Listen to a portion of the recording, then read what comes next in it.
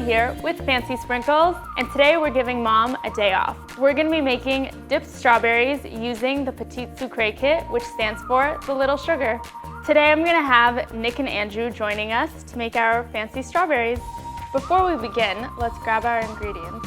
1 pound of fresh strawberries, approximately 15 to 20 berries, washed and dried. And to decorate, we're gonna be using Fancy Sprinkles Petite Sucré kit, which comes with Carnation Sprinkle Blend, Tourmaline Pink Prism Powder, and Parisian Blue Easy Candy.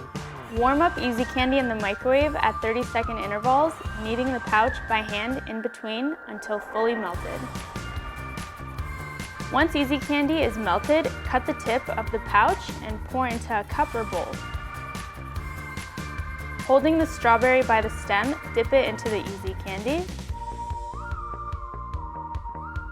Pour Carnation Sprinkle Blend into a bowl while Easy Candy dipped strawberries are still wet. Use half of your total strawberries to roll or sprinkle into the blend. Let your remaining Easy Candy dipped strawberries dry.